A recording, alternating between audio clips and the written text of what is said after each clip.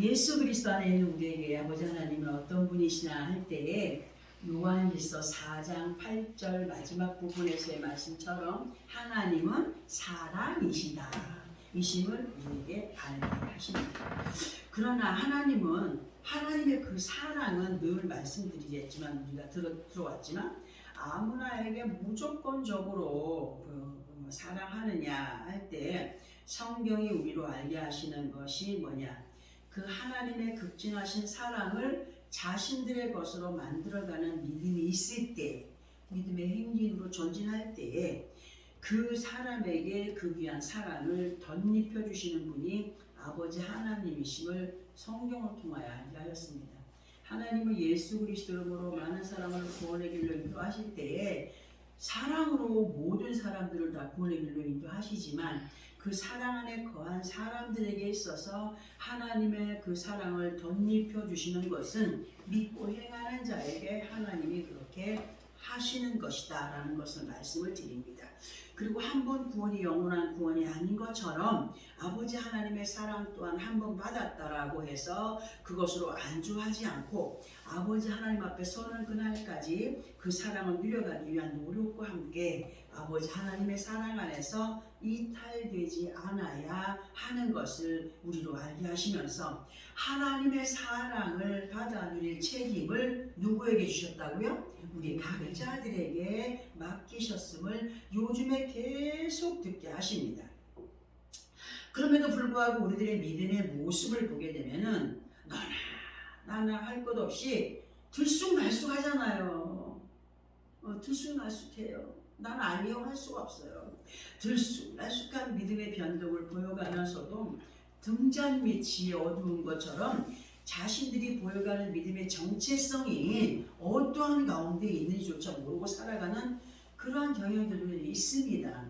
그러나 하나님은 사람의 그 폐부를 살피시는 분으로 우리들의 뭐를 보시는 분이라 마음을 잘 보시고 잘 알고 계시면서도 단호히 너 왜 이렇게 못됐어? 너 왜 이렇게 불순종해? 너 이렇게 믿음이 없어? 하고 내쳐버리지 아니하시는 분으로 우리 한 사람 한 사람을 천하보다 어떻게? 귀하게 여기심으로 이끌어 가신다. 그런데 그렇게 우리를 천하보다 귀한 영혼으로 이끌어 가시는 그 하나님의 역사는 뭐냐? 한 영혼이라도 아버지 하나님의 결과 앞에 무너지는 자들이 되지 않게 하시기 위하심으로 그렇게 인내의 시간 속에서 우리를 포기하지 않으시는 분이 우리를 사랑하시는 아버지 하나님, 그분의 이름은 여호와시라. 아멘. 그리고 이러하시는 여호와의 사랑을 세상에 어떤 것들이 흉내낼 수 있다고요? 흉내낼 수 없어요. 모방할 수도 없어요. 그렇게 하나님을 흉내내거나 모방할 수는 있겠죠. 사악한 영들이 그렇게 거짓된 것들로 모방을 해갖고 하나님을 흉내낼 수는 있겠죠. 근데 이사야서 45장 5절에서 6절을 보면은 나는 여호와라. 나 외에 다른 이가 없나니 나밖에 신이 없다고 했습니다. 나밖에 신이 없느니라. 너는 나를 알지 못하였을지라도 나는 네 띠를 동일 것이요. 우리 앞에 안 보이지만 항상 하나님이 우리를 허리띠를 묶어서 이렇게 하는 것처럼 항상 내 허리를, 내 띠를 동일 것이라고 말씀하시거든요. 그리고 해 뜨는 곳에서든지 지는 곳에서든지 나밖에 다른 이가 없는 줄을 알게 하리라. 나는 여호와라. 다른 이가 없느니라. 이렇게 기록이 되어 있습니다. 이러하신 하나님께서 우리의 매 순간을 함께 하심으로 그때로부터 시작하여서 여기 이 시간까지 에벤에셀, 여기까지 인도하신 하나님 에벤에셀 하여 주셨고 앞으로의 시간들 속에서도 에벤에셀 하여 줄 테니 너희는 믿음의 변화를 보여가라. 믿음의 변화를 보여가면서 세상을 이겨 승리해가는 주인공들이 되기를 바란다 하셔서 오늘도 우리를 말씀 앞에 앉게 하신 거예요. 자, 이제 앞에서 듣게 하신 이러한 내용들을 이 시간 본문의 말씀과 연결해서 들어보실 때에 우리로 이 말씀이 무엇을 깨닫게 하시려는가를 바로 알고 이해하는 귀한 시간이 되기를 소원합니다. 번복될 때마다 그 번복하게 하시는 분이 무엇을 우리에게 원하느냐? 알아라 제발. 주입을 시켜서 마음판에 새겨서 이 귀한 뜻을 알아가는 자가 되라 하셔서 번복하게 하셨는데, 이 시간 본문에서의 시작이 뭐라고 기록되어 있냐면 다시는 너를 뭐한 자라? 버림받은 자라 하지 않겠다고 하셨고, 다시는 네 땅을 뭐라? 황무지라 부르지 아니하겠다라고 하셨고, 그리고 이어진 말씀을 통하여서 오직 너를 뭐라? 헵시바라, 또 뭐라? 뷸라라 하리니 이는 여호와께서 너를 기뻐하실 것이며 네 땅이 결혼한 것처럼 될 것이라고 하셨습니다. 오늘 이 말씀이 본문 전체의 내용입니다. 자, 우리는 이러한 말씀에 대한 의미들을 이렇게 들어보려고 합니다. 이 말씀에서 너를 버림받은 자라 황무지라 하지 않겠다고 하셨죠. 그러면 버림을 받았다, 황무지다라고 하는 의미는 예수 그리스도 안에 있는 사람들에게 있어 좋은 모습들의 그 결과인가요? 좋은 모습들이 아니겠죠, 그죠? 그렇지 않아요. 그런 온전치 못한 믿음에 대한 어떤 모습들을 느낄 수가 있습니다. 그리고 이 말씀에서 너희가 그러지 아니하시고 너를이라고 하셨습니다. 너를이라고 하신 것은 각자 개인에게 해당되는 말씀으로 다시 본문 처음으로 돌아가서 보게 되면 너를 버림받은 자라 황무지라 하지 않으시겠다라고 하시는 의미, 우리 각자들에게 연결을 시켜서 이렇게 들어보겠습니다. 네가 전에는 버림받은 것 같이 그 영적인 고아로 아버지 하나님을 모르고 살았고, 또 황무지와 같이 삭막한 가운데 희망도 없고 소망도 없고 참 기쁨의 평안을 누려가지 못하던 인생이었으나 그러나 너희가 예수 그리스도 안에 거한 믿음의 사람으로 이제 헵시바라, 뷸라라, 그의 변화를 이루어가는 영적인 옥토로 많은 열매를 맺어가는 믿음의 승리자들이 되기를 바란다 하셔서 헵시바라, 뷸라라 하셨거든요. 그래서 본문을 통하여서 헵시바라 하신 단어가 뭔가를 우리가 알아야 되지 않겠습니까? 그래야 이 말씀의 의미를 알겠죠. 헵시바의 뜻은 내 기쁨은, 그러니까 하나님의 기쁨은 그녀에게 있다, 너에게 있다, 예수 안에 있는 너희들에게 있다, 이렇게 하신 것 같은 거거든요. 그러니까 성경에서 헵시바라고 하는 인물을 보게 되면은 그 옛날 남유다 13대 왕이었던 히스기야 왕 알죠? 히스기야의 아내가 헵시바였습니다. 그 헵시바는 야곱의 11번째 아들인 므낫세의 어머니였음을 열왕기하 21장 1절에 기록을 하고 있습니다. 그러나 이 시간에 헵시바에 대한 의미를 예수 그리스도 안에 있는 우리 각자들의 영적인 호칭으로 듣습니다. 영적인 호칭으로 아버지 하나님의 기쁨이 되는 우리들로 보면서 예수 그리스도의 이름으로 구원의 반열에 세움받은 우리가 아버지 하나님의 기쁨이 되기 위하여서는 반드시 뷸라가 되어야 된대요. 뷸라가 되어야 된다는데, 그러면 뷸라의 뜻이 뭐냐 할 때 뷸라의 뜻은 결혼한 자, 기혼자 됩니다. 이런 뜻을 가진 이 뷸라에 대한 의미는 곧 결혼했다, 기혼자다라고 할 때 예수 그리스도 안에 있는 우리의 영적인 혼인 관계자는 누구십니까? 예수 그리스도십니다. 예수 그리스도. 그러니까 아버지 하나님 앞에 헵시바로서의 삶을 살아가기 위해서는 예수 그리스도와의 혼인 가운데 있는 뷸라로 믿음의 본을 보여갈 때에 하나님이 비로소 내 기쁨이 네게 있다라고 인정을 하시는 그러한 말씀이 된다는 거죠.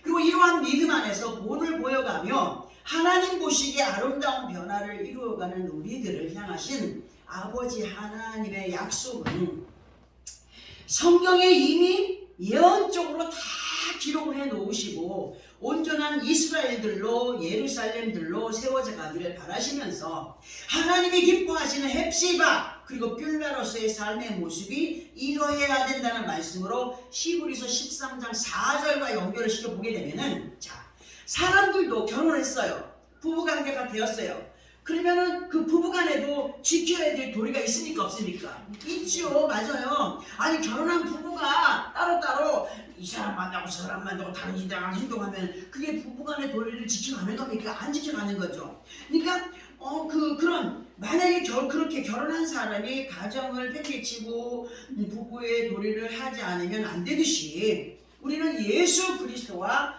혼인한 믿음의 사람들이에요. 예수 그리스도와 혼인한 믿음의 사람들로 그 믿음에 대한 도리가 있어서 반드시 지켜가야 된다는 거죠. 반드시 지켜가야 되는데 그 지켜야 될 도리가 뭐냐면 영적인 주님과의 친소가 되는 마음이 깨끗해야 돼요.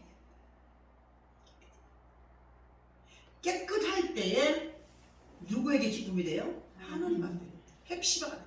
하나님 앞에 헵시바가 되고 뷸라의 삶이 된다. 그러나 그렇지 않고 다른 잡다한 것에 마음을 빼앗긴 영적인 음행과 간음의 사람은 하나님께서 히브리서 13장 4절 마지막 부분을 통하여서 분명하고도 확실하게 심판이 있을 것을 기록하고 있습니다.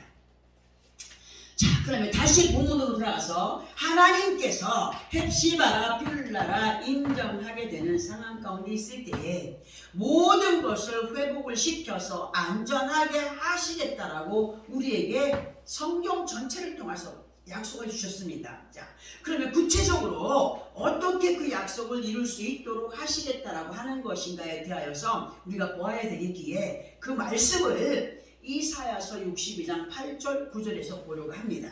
이사야서 62장 8절 9절이면 본문 그 다음에 있죠. 자, 함께 8절 9절을 합독을 해봅니다. 시작.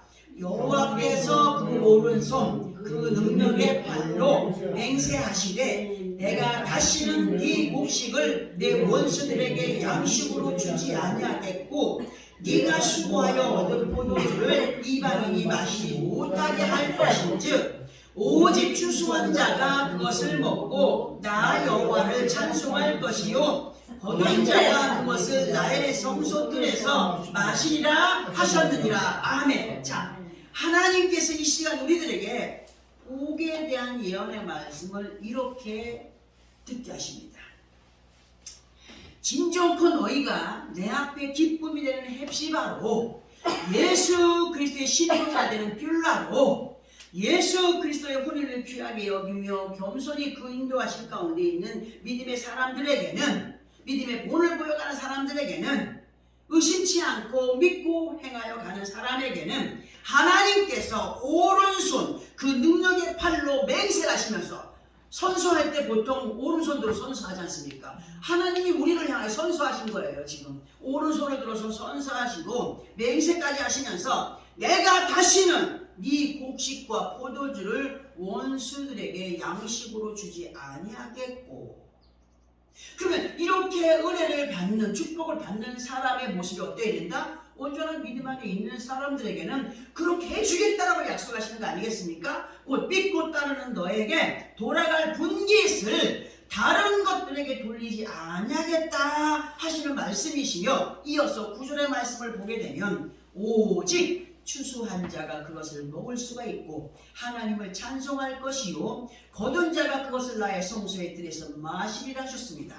자, 농사를 지었다 그래도 갑자기 한밤중에 도둑놈이 들어와가지고 다 훔쳐가면은 자기 것이래. 그거 실컷 수고만 되지. 우리가 그런 삶을 살아왔잖아요. 실컷 수고하고 애쓰고 힘쓰고 했음에도 불구하고 밑빠진 독에 밑빠진 항아리에 물붓기식으로 앞에서는 많은 것을 얻은 것 같은데 뒤로 남는 게 하나도 없을 때가 있지 않습니까? 장사꾼들이 이런 말을 많이 하죠. 자, 근데 거둔 자가 그것을 나의 성소에 들여서 마시리라 하셨다. 이 말씀을 우리 누구보다도 정말 심각하게 받아들여야 게 뭐냐면 항상 말씀을 드렸듯이 아버지 하나님의 귀한 결실을 내 것으로 만들어가기 위해서는 그 이루기 위한 순종의 움직임이 받아 누려가기 위한 사람의 책임이라고 했습니다. 책임이기 때문에 그 책임을 완수해 가야 하고 또 그 책임을 완수해 가기 위해서는 믿음은 어디서 난다? 들으면서 난다라고 하신 것처럼 아버지 하나님께서 지금 이 합독한 구절의 마지막 보니까 뭐라 그랬습니까? 성소에서라는 말씀이 있지 않습니까? 자,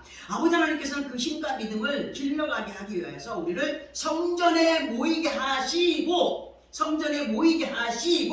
이 예배를 통하여서 그 맡겨진 책임에 대한 능력을 무엇으로? 말씀으로 가르쳐 알게 하시면서 세상을 이겨가는 힘을 덧입혀 주신다는 사실입니다. 이러하신 아버지 하나님의 뜻이 되는 언약의 말씀은 믿음이 없거나 교회 밖에 있는 사람들에게 들어라, 믿어라, 행하라 하시니까? 아닙니다. 절대로. 그렇기 때문에 또다시 이 말씀은 누구에게 주는 거야? 나에게 주시는 말씀이에요. 예수 안에 있는 우리 모두에게. 또다시 반복해서 믿는 우리들에게 듣게 하시는 것은 진정한 기쁨을 누려가며 그 기쁨이 하나님의 기쁨이 되는 헵시바로 예수 그리스도의 신부된 믿음의 뷸라로 마음밭들이 온전한 주님과의 친소가 되고 온전한 옥토가 되기를 바라셔서 오늘도 이 말씀을 듣게 하시면서 순간순간 수도 없이 마음에서 성령의 충만함이 없을 때 뭐가 올라와요? 인간의 악성이 올라오잖아요. 응? 마음에서 솟구치는 자풀과 같은 가시덤불과 같은 것들이 믿음을 장악하지 못하도록 자신과의 싸움에서 그 사람의 생각이 아닌 성령의 역사의 이끌림 속에서 30배, 60배, 100배의 결실을 우리 자신들의 것으로 누려가기를 원하셔서 부탁하시는 말씀. 우리가 아무리 예수 그리스도 안에 있어도요, 사람의 마음밭들은 자신들의 습성을 따를 때가 너무 많더라고요.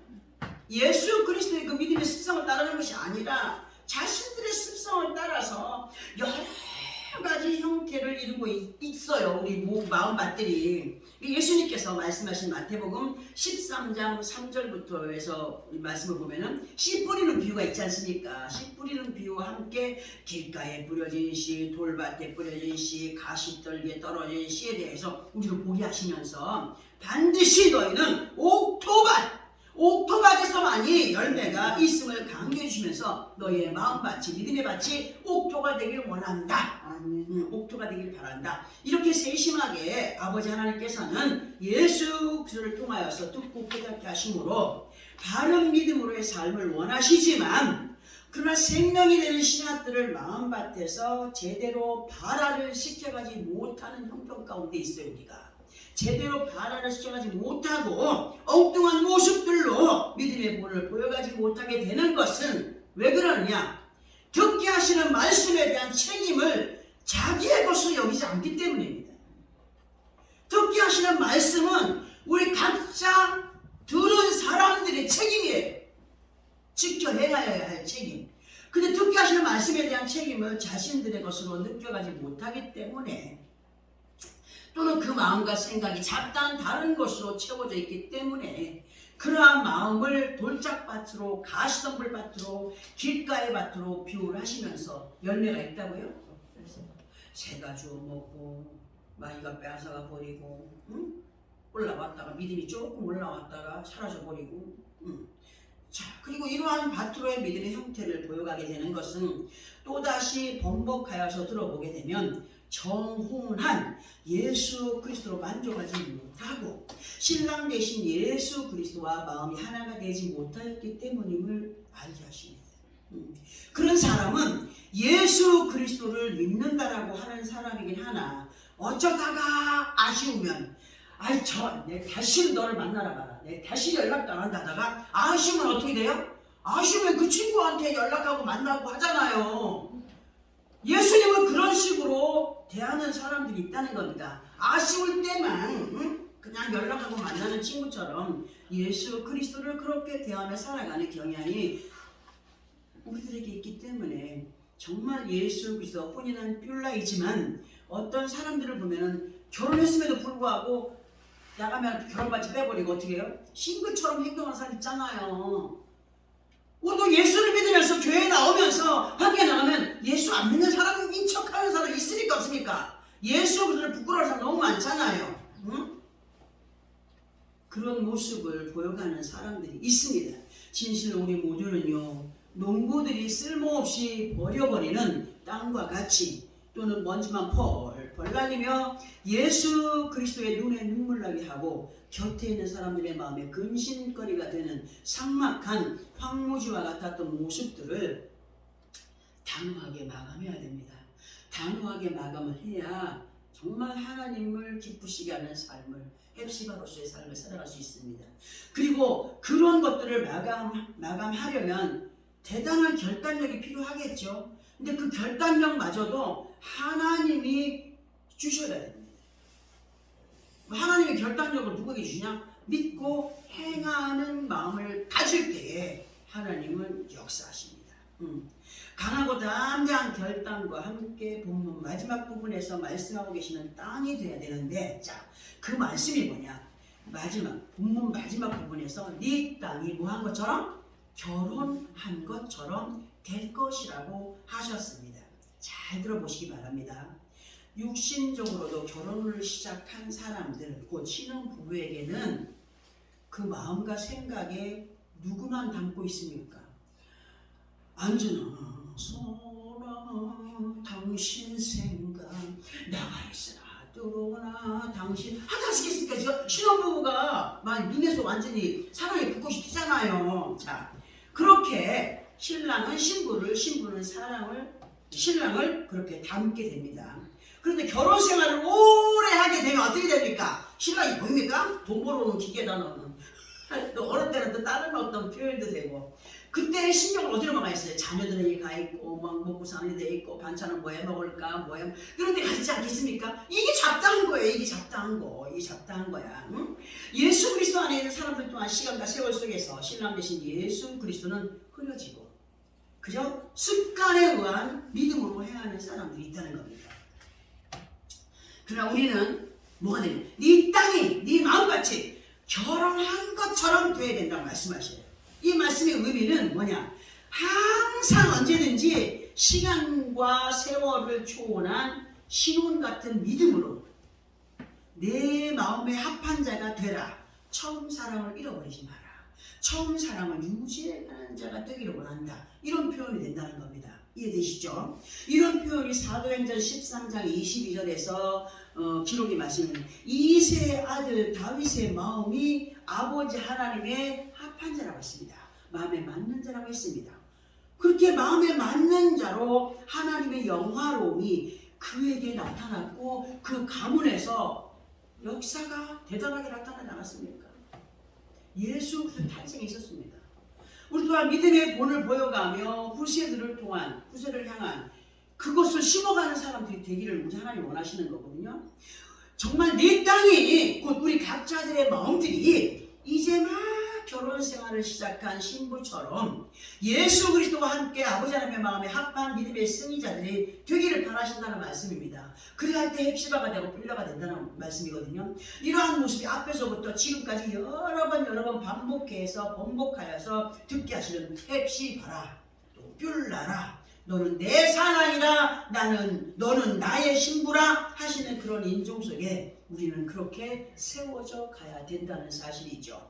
그리하여서 어떤 누구의 것이 아닌 아버지 하나님의 모든 약속을 누구의 것으로? 내 것으로 일구어가는 믿음의 주인공이 되어가기를 바라셔서 이 시간 이러한 말씀들을 듣게 하셨습니다. 우리는 결코요, 예수 그리스도 안에서 나에게 주라고 약속하신 유업을 반드시 누려가는 우리가 되기 위해서 더욱 열심 있는 믿음으로 예수님과의 처음 사랑을 회복해야 됩니다. 회복할 때 하나님께서 뭐라고 말씀, 이사야서 62장 8절 9절에서 네 것을 남에게 내가 주지 않겠다. 네 분깃을 내가 남에게 다른 사람에게 주지 않겠다. 그러니까 뭐예요? 반드시 온전히 내 앞에 행하라. 그럼 내가 너에게 약속한 거 네 것이 되게 하겠다 하시지 않습니까? 응?